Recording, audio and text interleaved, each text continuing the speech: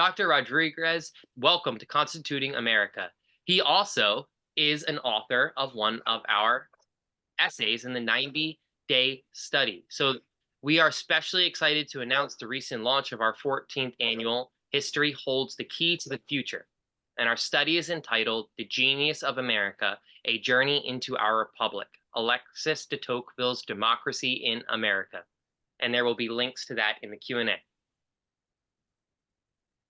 And I'd love to pop in there. Am I? Yeah. Okay. So this study is really important to me. And Alexis de Tocqueville was prescient. We're going to talk about that with the exceptional Professor Rodriguez, who's written an essay for us. Please go visit the essay at constitutingamerica.org. You just scroll down, you'll find the essay. You can click a button, go read the other essays.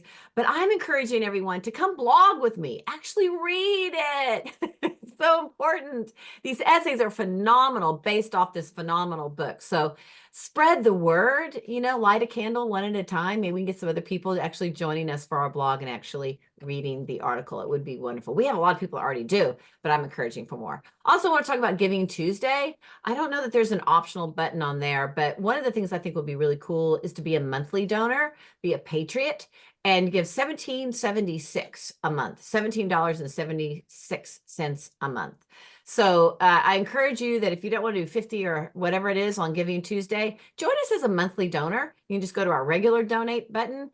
Surely there's a figure out your own amount there, and $17.76 a month is a monthly donor. So thank you so much. You're the one that makes all this possible. So I look forward to our show today. It's going to be great. And join our study. History holds the key to the future. And as Shakespeare said, as the actress, the past is prologue. So what happened in the past is prologue for the future. All right. Thanks, Jewel. Toss it back to you. thank you, Janine. And now we are at the time our much anticipated guest will tell us about Tocqueville. Thank you for being here, Professor. Thank you very much, Jewel. And thank you to Janine as well. What you guys are doing here at Constituting America is really important work, especially your study of Alexis de Tocqueville. It's very rare to find people that are willing to read de Tocqueville in a very close and slow way, especially a 90-day study. So it's very admirable, and I commend you for that. And I hope that people will go on there to look, because it's just such an important text, and what you're doing is so important. And it gets a little bit to what I'll be talking about today, about citizens coming together to associate, to do things, and something like this, to associate, to read a great book like de Tocqueville. So I'll be excited to talk a little bit about that as well. Now, I like to focus, some of my remarks on the title that we've sort of given for this podcast, The Genius of America, How de Tocqueville Saw Our Future. Now, I think Tocqueville believed that America was a key to understanding the future and moderating the problems of democracy. He tells us that America in particular was set apart for a bold political experiment and placed on new foundations, as he says.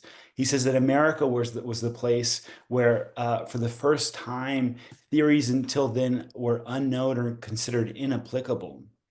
It was in America, in a way, where Tocqueville believed that a people were going to present a spectacle for a whole, something new that hadn't been seen. And so that's part of the reason why in the 1830s, Tocqueville, who was a French aristocrat, came to America with his friend Beaumont to just sort of travel around it was officially to look at the penitentiary system, but he ended up using his trip to be able to write his magnum opus called Democracy in America, on just understanding America and understanding democracy. I think it has been rightly said that Tocqueville's book is the best book ever written on America and the best book ever written on democracy. And I fully believe that.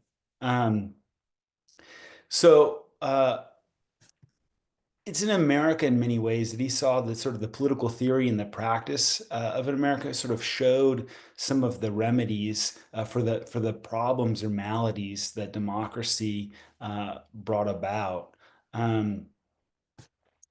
So that's how, so in some ways, America is extremely important for Tocqueville. He really does see it as a key, and I'll get back to why America is so important for Tocqueville. But to the sort of latter part of the sort of the title, how Tocqueville was able to see the future. Everybody is always very interested in Tocqueville. He's sort of a prophet. He predicted all kinds of things that have sort of come true. Even before the show, we were talking about some conflicts that he was able to see in the future. And so the question is, well, how is he able to do that? How is he a prophet of sorts? And I guess my answer to that would be twofold.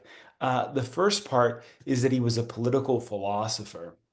He sought to, in some ways, to impartially understand the nature of political life, which is a really hard thing to do because we often um, we come at political questions with a certain partisan lens, which can be good, but we often get distracted by certain issues or topics, and we're not able to sort of see the full picture. And that's one of the things that I think Tocqueville was able to do as a political philosopher. I'll give you some quotes from Tocqueville. It's always so attractive to quote from Tocqueville. It's like eating potato chips; you just can't get enough. And so I'll give you some that maybe your listeners aren't aware of because of some of the letters that I've sort of looked at. But he says early in his political life, he says, I am attached to certain principles, but I am not tied to a party. Later in life, he states, I have no tradition, I have no party, I have no cause, if it is not that of liberty and human dignity. So he valued human dignity and liberty as the most important parts of his career and his life and his writings. At the very beginning of democracy in America, he has a certain impartiality that he puts there as well. He says, this book follows in no one's train exactly. By writing it, I did not mean either to serve or to combat any party. I set about to see not differently, but farther than parties. And while they are concerned with the next day, I want to think about the future. So Tocqueville does not jettison the sort of the valid, albeit partial concerns of parties, but he is not beholden to them. He wants to understand in an impartial way, and I think this impartiality is what allows him to see the future. The other part that's so important to Tocqueville and why he's able to see the future is that he sought out to understand the nature of democracy, right? So he's a political philosopher who is interested in the very nature of democracy. What is democracy? In a letter, he says that his purpose was to teach democracy to know itself. Now, what did Tocqueville see in democracy? And Tocqueville was a very candid friend of democracy. He's, I guess, in a way, willing to tell us the ugly truth. Not because he's an enemy of democracy, but because he is a true friend. And he tells us this. And so he wants to sort of show us what are some of the issues or what are the things. Now, in a different letter, Tocqueville says, and a rather sort of gives a sort of chilling picture of what he imagines. He says, I had become aware that democracy was giving birth to a number of quite dangerous tendencies. These seeds, if left unchecked, would produce, it seemed to me, a steady lowering of the intellectual level of society with no conceivable limit. And this would bring in its train the mores of materialism and finally universal slavery. So sort of a really chilling picture of what he sees. And you kind of get the same thing, quite memorably at the end of democracy in America. I'll finish by just sort of saying that, so Tocqueville sort of sees a sort of soft despotism, and some of the problems in particular that he sees are a certain political apathy, administrative centralization, individualism, excessive love of material well-being, restlessness, all of these things that he sees. And he sees how America, in some way, can be a response or an answer to these things. And why is that? Well, because America shows an immense local liberty. It shows the way in which citizens can come together, associate together to break out of this sort of political apathy that democracy creates. And then it can also bring about a certain, at least in America, there's a certain decentralization where democracy tends to bring people to become more administratively centralized. There's something about America that's decentralized that he likes and sees as a remedy for some of the problems. And he also talks about the separation of church and state and religion, and a variety of other factors, how they can be counterbalances. And he sort of sees an image of this in America, and that's why he thinks that America is so special, and why it can provide some of the remedies for the problems that we see. I'll maybe end my remarks there, and I'm happy to. I've said a variety of things, and hopefully some things that are provocative. So I'm willing to go back and talk about anything in particular. Thank you very much. And now we will go to Janine for her enlightening questions. Well, I'll try at least. Professor Rodriguez, thank you for joining us today. Your essay for our study at Constituting America was brilliant, and I enjoyed reading it. For those who want to listen to it audio, and I really enjoyed what you had to say today. And thank you for your service, as teaching our youth. And I just want to say he's a millennial. We're trying to bring millennials and Z generation onto our show to say there's hope for the future. And Professor Rodriguez, you're one of those hopes. So thank you so much for being with us today. I read all these essays, and I help design this study, and I read them orally, for podcast, and vocally, shall I say, for the podcast. And I read the book, and he truly was prescient. And today we're about 2 months ahead in what we read and upload. And he's talking about he could foresee that Russia and America were going to become two of the major rising powers. I mean, that was prescient.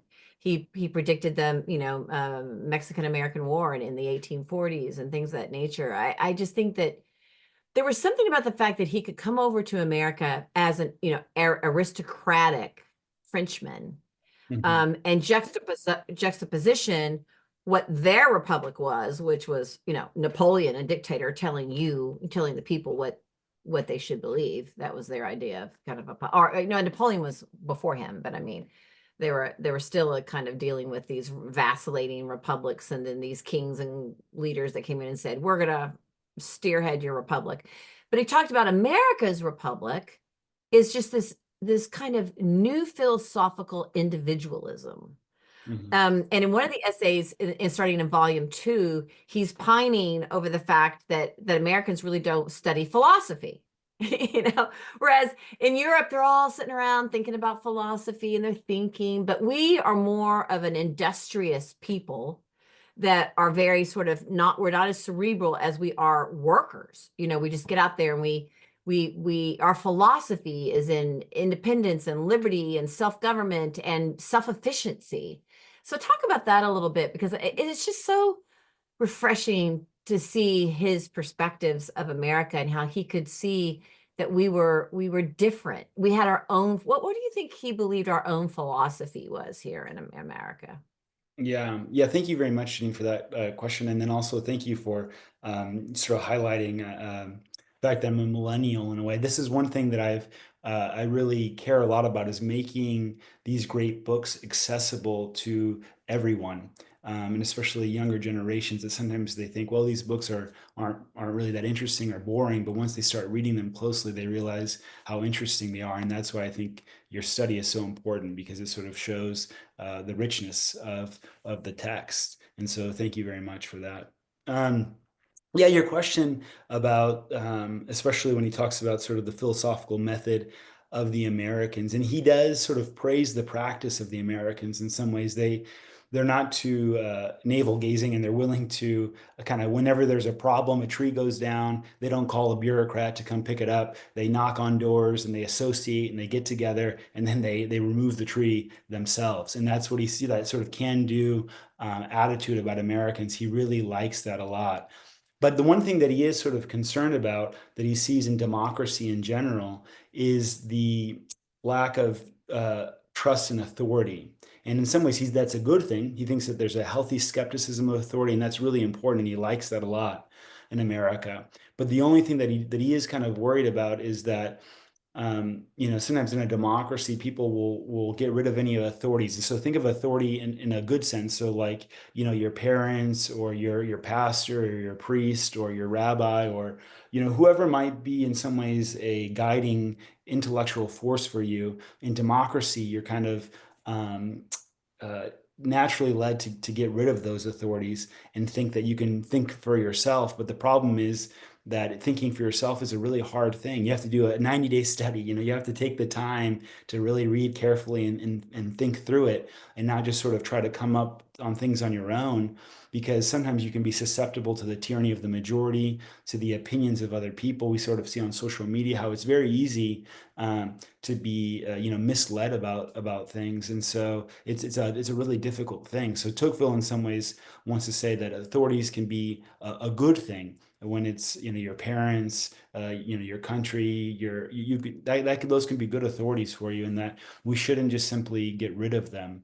And that's one of the things that I think is so important about what your work, and part of what I'm doing too in some ways, is how do you create citizens who in some ways come to love and appreciate their country, and to understand what things they have to offer, especially the founding fathers and things like that, and how they can help us understand and how to keep a constitutional republic. So it was a meeting of the kind of coming to the middle of the scale between anarchy, Yeah. right, and dictatorship or monarchy, finding the balance. And I think that that's what he was worried about. But also he felt that we had the basis of faith underneath that there had to be some that Americans were willing to go out there and work. Our philosophy was, to work and to be industrious and fix it ourselves, which was a new concept, right? In the olden days, it was the king that did it, and the king's people came and did it, and the people just, so it was a new concept to him. But he did talk about that you have to have some, if you don't have a philosophy, if you're not out there, well, back then they didn't have time to go study philosophers, right? They were trying to survive. Yeah. It's like, I got to work the field. I got to milk the cows. I got to go, every day was like, just how do we get through this day with sickness and disease and feeding ourselves and traveling west and all the things that the Americans were doing. But there was an industriousness. But he did talk about the importance of having like a moral compass, a foundation of faith. Yeah, for him, in some ways, he sort of thought that, when you have faith, and he's very relatively pluralistic in this regard, but he sort of saw when you have faith, it's a certain grounding, and it gives you a certain intellectual authority, a way to think through life. Because there's so many questions that pop up throughout your life, like what should I do? What's the right thing to do? And when you have some sort of basis like that, it can be really helpful and important. So Tocqueville definitely saw that. And to the other point that you sort of mentioned, just the can-do American attitude of coming together to get things done. He really thought that was a really important thing, and he was really worried about the future, as sort of some of the remarks I made about apathetic citizens that just wanted somebody else to take care of the problem for them. He sort of thought, well, in America, it's sort of interesting where people really want to associate and come together. He obviously saw a really important role for the government to do some of these things, but he also thought individual citizens coming together with other citizens to associate, that was key to going against some of the sort of the despotism that he saw in the future. That reminds me of de Tocqueville's observation about the North versus the South. And he said he considered that New England, especially, to be, just very industrious in the North, but he was worried about the South because in the South they were lazy and relied on slavery, and that it was wrong. Yeah. And that slavery created a laziness amongst the people. And he said, ironically, they could sit around and philosophize, right? He's like, Yeah. some of the greatest intellects are in the South because they just sit around, which is kind of what they were doing in Europe, right? They don't have to go out there and be industrious, but he respected the North, and really worried about slavery in the South. You want to talk about that a little bit?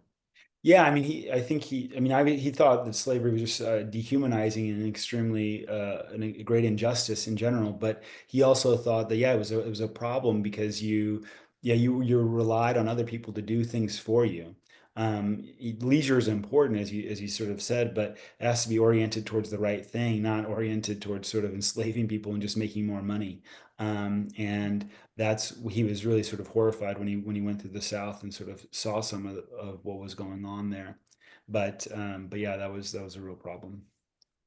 And in closing here, I have like 44 seconds, but I mean, I think he talked about the individualism of Americans, but that what we tended to do is still care about others, to being of service, to care about others, that it was about how can we be of service and serve humanity, and that was sort of our saving grace Yeah, he talked and about our sort of he talked about self-interest well understood, that we should be self-interested and individualistic to a certain extent, but we have to realize that we're part of a bigger and larger community.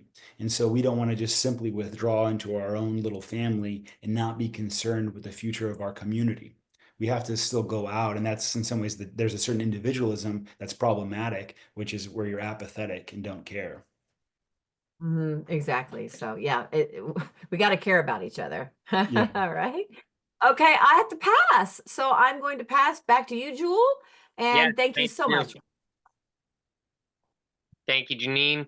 And I just want to say before we get started, thank you so much to Rick Mayberry and Robert Spiegler for donating already on Giving Tuesday here. And we are even closer to our 50% goal. Please help us turn the corner. We're getting there. Please help us turn the corner by the end of this podcast. That would be incredible for the work that we all are committed to doing and that you all believe in. So thank you, Rick Mayberry and Robert Spiegler. You have helped us on our way. Now, Professor Rodriguez, I am just loving learning about Tocqueville, and the ideas that you brought up were such big ideas. It's almost hard to where I want to start with you. I guess my first question is, what view did de Tocqueville have of liberalism and political theory? As in, what were do we know what de Tocqueville himself held to be um, almost what he would have believed was a good way to organize government or the state? Yeah. Well, liberalism is a very complicated topic that sometimes can be misunderstood because we think of like conservatism or liberalism. It's to the right or to the left, but liberalism in a broader classical sense just means which both the Democrats and the Republicans today would fit into that category of liberalism, which is simply to the purpose of government is to protect individual rights. Right. That is the ultimate end of government, is this protection of rights. And Tocqueville, in that sense, was a liberal in the classical sense of the purpose of government being protecting rights. And he ultimately thought that, in the future, democracy is the future, the equality of conditions. There's no going back to aristocracy, and we shouldn't go back to aristocracy because democracy is more just. And so what he wanted was a liberal democracy, a liberal constitutional democracy, meaning that he wanted a government that could protect these individual rights. But whereas sometimes we tend to focus, simply on, oh, I want my rights, and you really, that's all you sort of care about. Tocqueville, in some ways, was a little bit more concerned with, again, with the community. Right? We should care about our individual rights, obviously, but we should also care about the communal freedom and of us coming together to defend our rights. Yeah, so liberalism as protecting the rights of the individual. Is there, for de Tocqueville, was liberalism and democracy intrinsically linked, or was he viewing the two things as democracy is the best way to express liberalism, but it could be expressing like multiple other ideas too? That would be Yeah. Well, he sort of thought that he saw it's democracy he sort of saw as equality of conditions. So you could think of China, for instance, or even maybe, well, I think would you keep China as an example? China, he would say, is in some ways a democracy, or Russia is a democracy because there's the idea of sort of equality of conditions, and you defend things based on the principle of equality. But he would say, well, China and Russia, for instance, would maybe be illiberal or wouldn't be as liberal as America is, in the sense that it's concerned with the genuine protection of these rights. That America, in some ways, is a much better model of protecting rights. And so he sort of saw democracy everywhere, but then you can either be sort of liberal or illiberal. And he thought that liberal democracy was the best form for protecting citizens and allow not necessarily rights, but just simply freedoms and communal freedoms and the ability for citizens to associate and to come together and to talk and to be active citizens. I'm really interested in the spectrum of government being seen on an axis of the status of individual rights, um, because there's a lot of different titles we give forms of government, and Mhm. oftentimes it seems like two different forms of government, like an aristocracy and a democracy, which both protect the or recognize the individual's rights, would have more in common than two democracies where one recognizes individual rights and one recognizes that the state could basically do anything that it wants to. You know, Um, Julian, that's a sorry to interrupt there, but that's a very good point. And that's why Tocqueville, for instance, in France, he thought that you could have a constitutional monarchy, and that a constitutional monarchy would be okay, where we would sort of see that as being somewhat aristocratic, but he sort of sees that as, moving towards it's a certain still democratic aspect of it, but he would say, yeah, you could have an aristocratic or monarchical system that is still liberal and protects the rights of citizens. yeah, that's so interesting. Um, And by so the way, actually, if you don't mind me just sort of, even oh, go ahead. Yeah. the founding fathers and the Declaration of Independence talk about any form of government.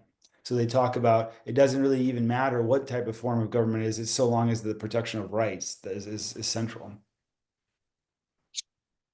So that I think that's such an important point for us to see through the context of political theory in general and understanding I guess what the purpose of what we hope the purpose of our form of government is, that the purpose is not in and of itself just having this form of government, but that it's the end that it hopefully creates, and then we have Great. to work towards that end. Um, and I didn't know that Tocqueville like directly commented on that with commenting on a constitutional monarchy. That's really interesting to me. Do you Yeah. know how then like what how come we see how come liberalism is often thought of as individual freedom, like to do more so individual license to do what I want, but then at the same time is tied to, in general, those who identify as like a modern liberal would identify with the state being required to be larger and provide many things for its citizens. So somewhat in a way that the way we're describing liberal might say, well, doing that, the government actually takes away the individual rights of another. Yeah. So, well, for Tocqueville, you sort of raise important questions there. I mean, the thing is that for Tocqueville, yeah, I mean, he's sort of concerned in some ways with apathetic, and this can happen on both the left or the right, but if the idea that the central government can take care of everything, he sees that as a problem. And freedom doesn't just mean for him being able to do whatever you want. Freedom, in a way, he actually at the beginning of Democracy in America, in the chapter on Puritans, he has a quote from one of the Puritans who sort of says that he gave a beautiful definition of freedom, and that definition was it wasn't to be able to do whatever you want, but the freedom to do what is good and just, and also have the freedom to come together with your fellow citizens to create laws and to act in a way. So there's a certain sense of communal freedom, and there's a sense of individual freedom as well. And that's something that really needs to be protected, and then the future will really be endangered. So just did what's so cool about Tocqueville's coming to America and traveling around was him from an outsider giving us historical record of an American culture. Mhm. And the fact that America had a defined culture already at that point is something that I guess we shouldn't like assume that that would just be how it was. The fact that they're different from most of them would be Europeans, and that they were different coming from Europe. Tocqueville noticed different cultural values or behaviors in Americans as Americans. Now, I'm sure you could break it down further into their separate cultures somewhat, but I just think that that's also really an interesting point that you raised, and that then the question would be,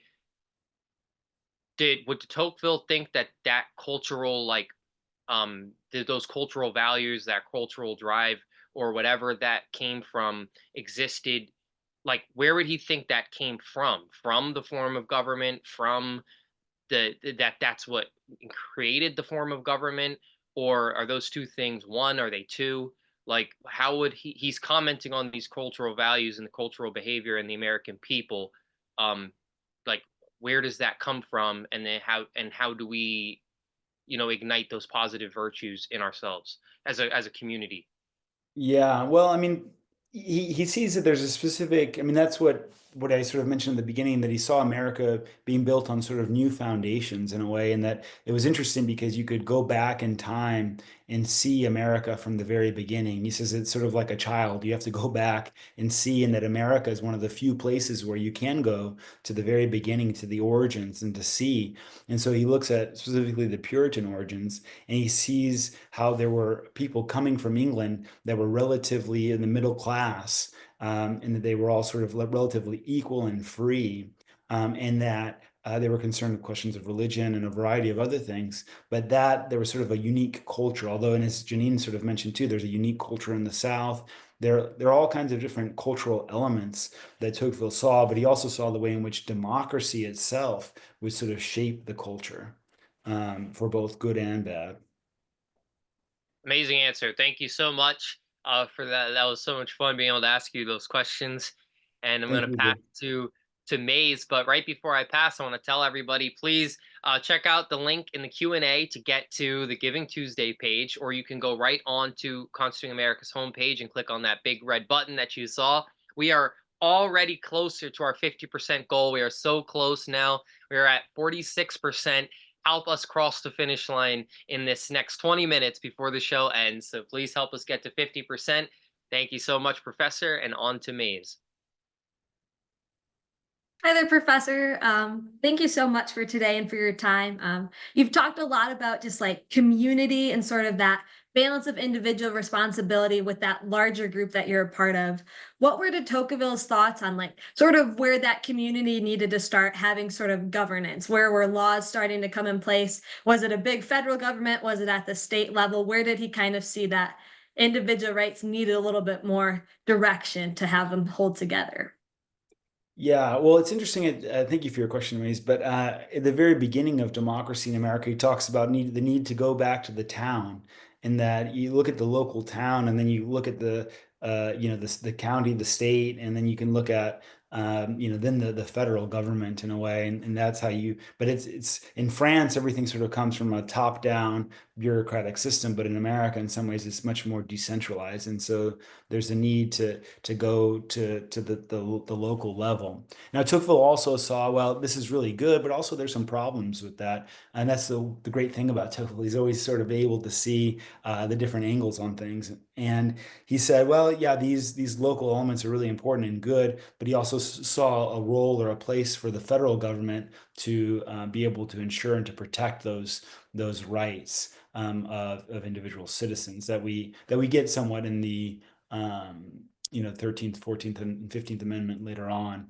That was sort of before Tocqueville was writing before that, but he sort of saw that there was still a need for a national government, but he does really champion the local liberty. We're kind of in that balance or like tiered system from town to like federal government. Did he see the role of religion being played out? How was that incorporated into those communities?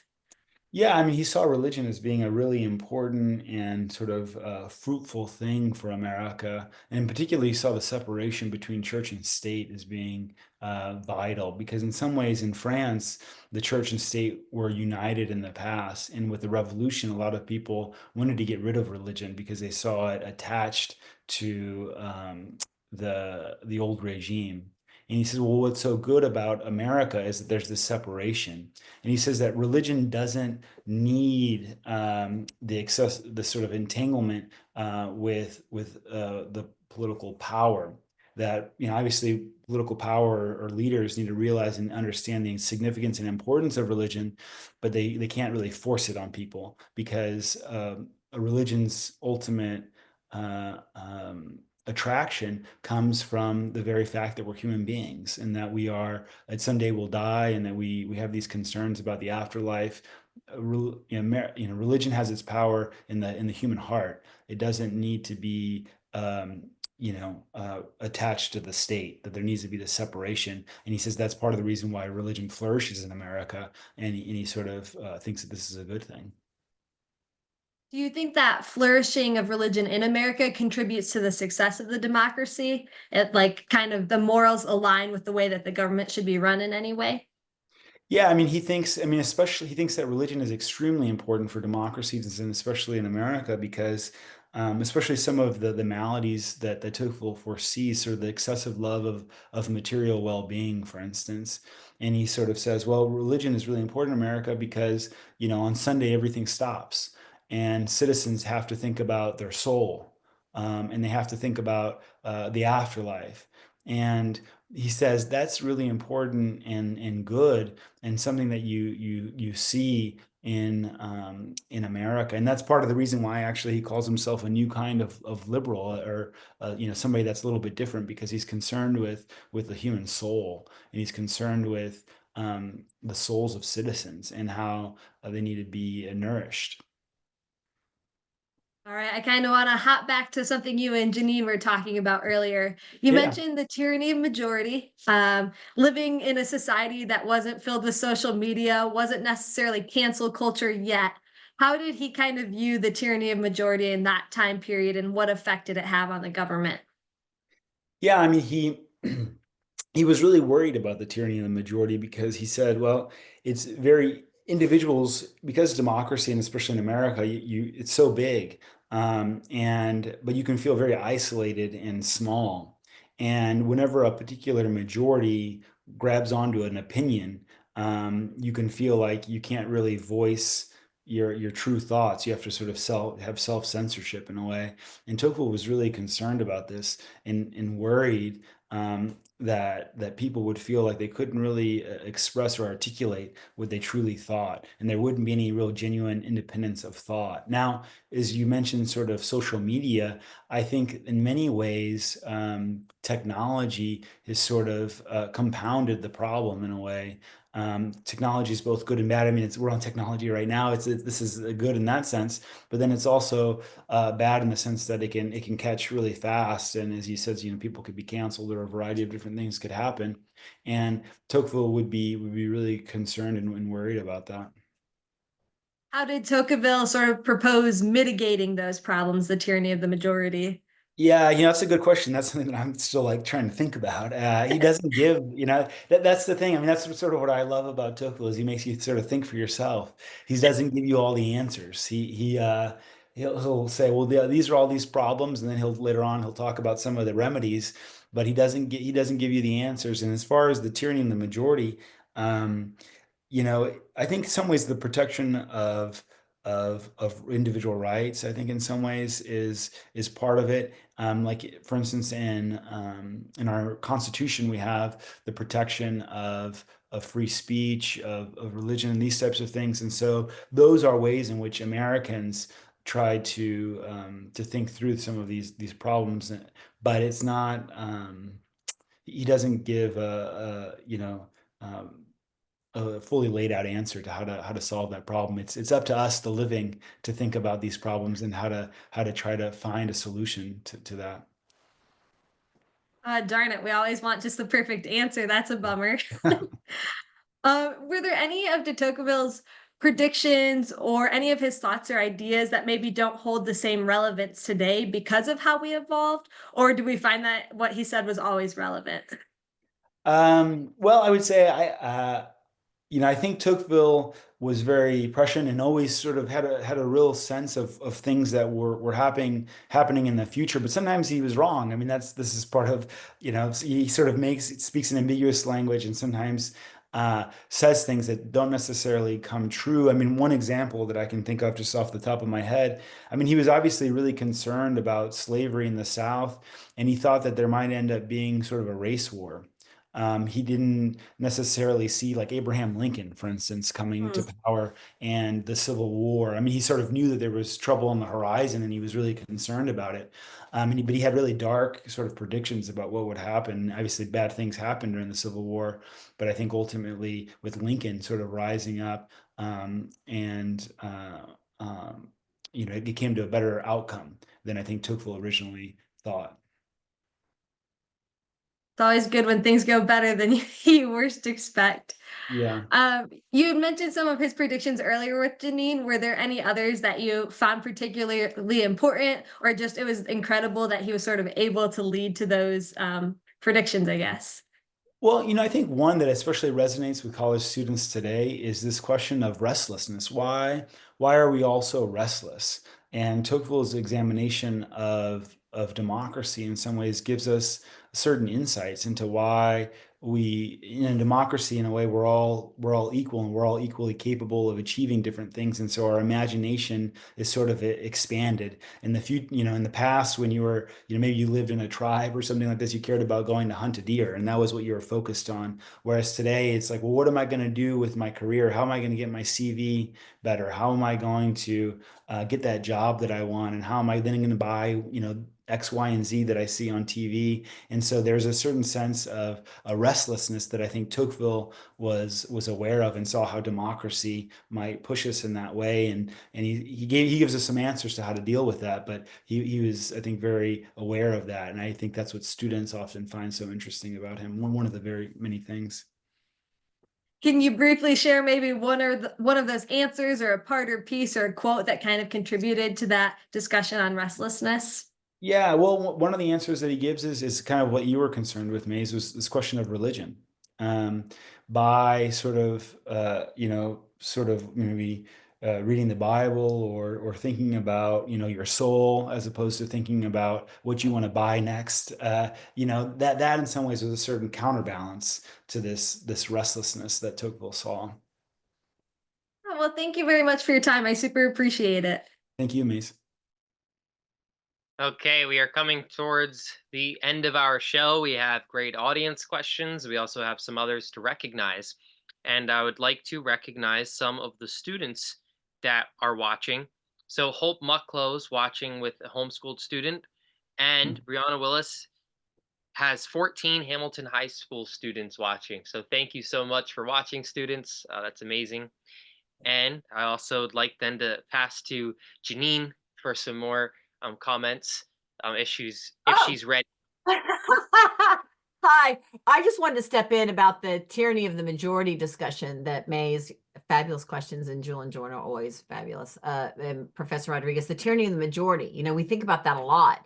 And I think that the reason we can survive as a republic, a Republican form of government, is that we know we have a voice and we know that we have a rule book which says this president's only 4 years, or this U.S. representative's only 2 years, or this senator's only 6 years. So we know there's an end to what's there. It's not like a monarch that's going to stay for another 80 years or something. I think that this rule book and the Constitution that our founders put forth really helped with the American people to cope with if a majority makes a decision that the minority, with which the minority doesn't agree.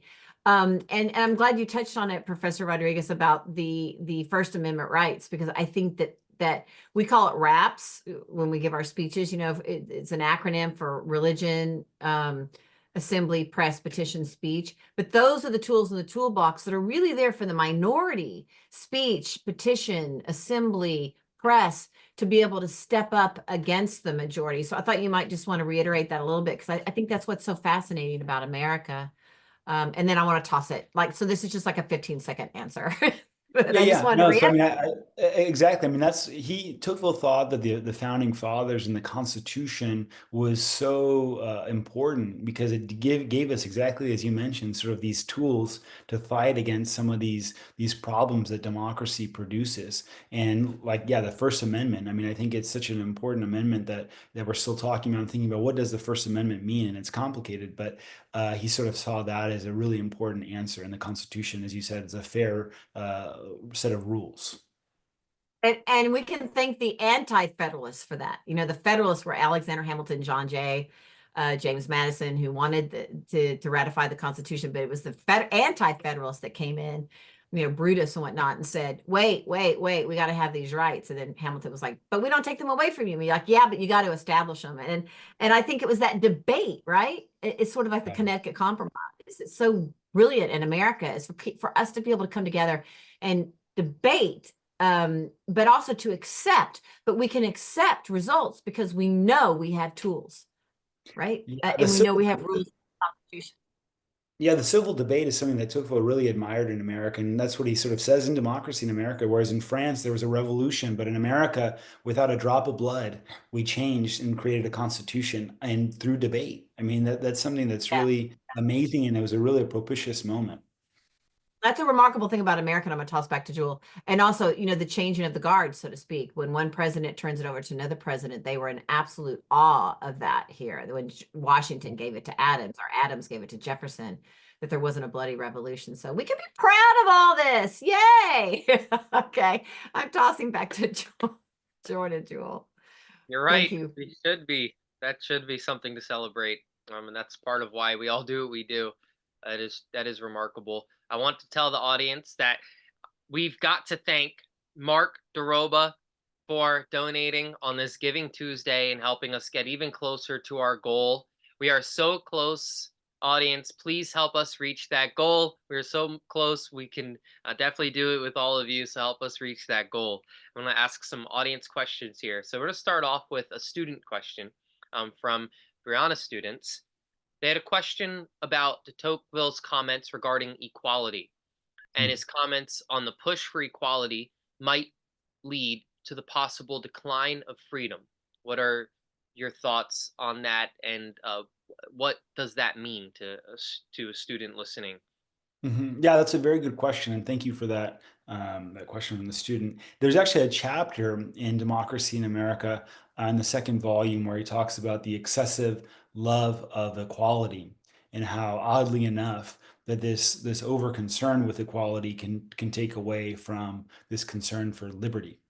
Now, in general, usually the concern for equality is extremely important, and it does lead to greater liberty. And Tocqueville was aware of that, but he did say, well, sometimes if you're overly concerned with equality, it can take away this liberty. So if you can think about it in the sense of maybe if you only have 5 guitars, but you have 30 students. Well, who gets the guitar? There's a certain sense, well, you want to be equal and you want to allow that everybody gets a chance, but then ultimately there might be somebody who's a really good guitar player. And if you don't give them, in some ways more time with the guitar, they're not going to have that freedom to really develop and to be really good guitar players. And so sometimes being overly concerned with equality can take away to a certain extent this importance of freedom and the greatness that can be found within that freedom. I hope that example helps a little bit. It's a difficult part of the text. Great. And now next question. This is an interesting one. Who would de Tocqueville believe was America's greatest president? And who would he believe is our worst, and why for each? From Julie Smith. Those are good questions. It's I don't want to speak authoritatively. I don't know. Well, actually, I do know that he didn't like Andrew Jackson. So that's one answer. I'm not really sure. I think maybe he might have met him. He thought that George Washington was one of the greatest, and also Jefferson. Washington and Jefferson, I think he thought were the best presidents, some of the best that we've had. Yeah, that would be. We always get questions, and we have the questions ourselves. We just wish we could have a conversation with these guys, let them see some of the stuff that's happened in modern era, and get that commentary back from them. I'm certain that Janine would love to hear that from John Adams, and I know that our listeners today would love to hear that from de Tocqueville. But it is something that it comes up, and it's in our heads, it's in the audience heads. It's what we want. We want to hear what they would think about things that we're never going to hear while on this earth, at least. And maybe the next life we'll all be watching together and commenting. Yeah. Well, one thing is, it's too bad that he didn't see Abraham Lincoln. I think he would have really liked Abraham Lincoln, actually. That's for sure. So I have a question here that maybe you're familiar with. I'm not familiar with what this may mean, but so what was de Tocqueville's relationship to the Continental Enlightenment? since you mentioned his positive view of good authority?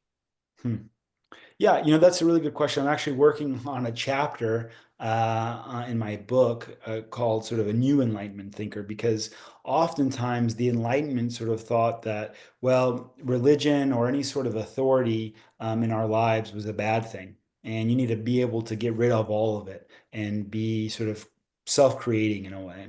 But Tocqueville said, no, actually, some of these authorities can be a good thing, right? If you're what your pastor or priest or rabbi or what they say might be something helpful and good for you to know. And so in that sense, he's a different kind of Enlightenment thinker. He's helping people understand that these sort of religious authorities can be really helpful and crucial to maintaining a constitutional republic. I'll just step into that and talk about the fact that self will run riot, right? And that we're lucky when we talk about constrictions that we have the Constitution as a boundary, as a rule book, that we do need rule books, or else you become self will run riot and becomes anarchy all over again. But we're lucky we have some rules. And I equate it with the kids in class. It's like, what if you had played basketball but you had no rules? You know what I mean? What if you played football and you had no rules? What if you had a science fair and you had no rules? I mean, everybody needs some rules. So that's sort of in line and keeping with that, isn't it, Professor? Yeah, and thank you, Janine, for mentioning that. So I think like even the Constitution, right? He would say, well, it's a good authority to think of like, yeah, we should respect and realize that the Constitution sort of tells us that the purpose of government is to protect the rights, and these are some of the rights, and we should have a certain deference towards that. We shouldn't just want to have a revolution and throw it all out.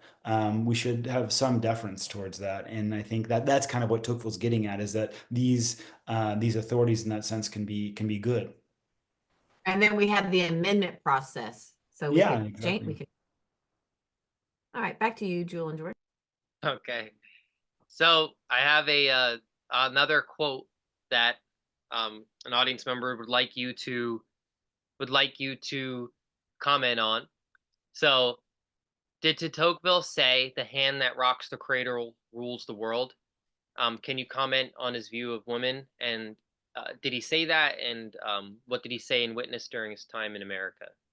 I don't want to say authoritatively whether he said that or did not say that. There are so many quotes actually that people attribute to Tocqueville that sometimes aren't, but that kind of sounds a little bit like something Tocqueville would say, in the sense that he thought that women in America were really important. I mean, he really sort of admired women, American women.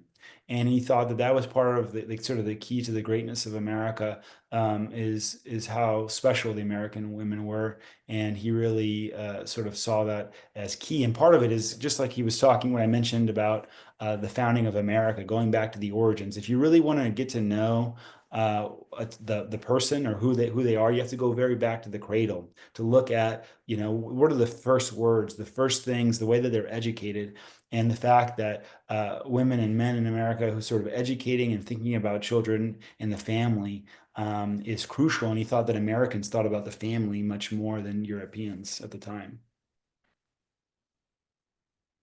Definitely worth reflecting on that aspect of him we have not talked about yet. That was a great another thing to draw us into this 90-day study and to read about Tocqueville more. Thank you so much, Professor. Let me look to see if we have any other questions here from the audience, and if Janine or Mays would like to say anything as we wrap up here. I think it's been a wonderful show. Yeah, Mays, do you have anything? Just thank you for the invite and thank you for your time, Professor. And then thank you to our wonderful audience for tuning in, and for those who made a donation to Constituting America. Thank you for what you do and what you believe in. I echo that. Thank you, Professor Rodriguez. You're terrific. A real joy, a breath of fresh air on the show. And thanks for giving us inspiration as a millennial, in a Z generation, as Jewel and Jordan and Mays are. We have a bevy of inspiration at this foundation. So, but thank you as coming on as our scholar on this terrific book that just, where else do you get an opportunity where someone observes your country, from an outside point of view in such a prophetic way? Yeah, and thank you so much, Janine and Maze and Jewel, for your questions and for the audience questions. You guys are really doing important work and serious work by trying to understand what it means to be an American. And again, I commend you for that good work, and I hope you'll keep it up. Well, thank you. And you can read Professor Rodriguez's fabulous essay at constitutingamerica.org. Just scroll down to our 90-day, well, we call it a 90-day study, but it's really, it's more than 90 days now. History holds the key to the future. And you can read our annual academic study, and this year it's on democracy in America. And it's going to go on for the next 6 months, so join us. I'm doing all these little podcast videos, and I'm blogging with you. So we want to make sure people, knowledge is power. So let's get infused with knowledge. That helps as we run our own country, because it's the consent of the governed, right? Jewel and Jordan and Maze. Yes, it is. Thank you very much, Professor. It's been a fabulous show here on this Giving Tuesday. And thank you to our audience for taking us right up to the doorstep of our goal. And I bet it's going to cross that threshold just as we end the show. Thank you so much. And join us next week to follow up this show. It's going to be tough, but I know we've got another great guest lined up. Thank you once again, Professor. I know that it's for your hard. donations. Yes, thank you all. Thank you for donations. I don't want to go off without saying that. Thank you for the donations. Thank you. And thank you, Professor Rodriguez at the University of Texas. All right, goodbye.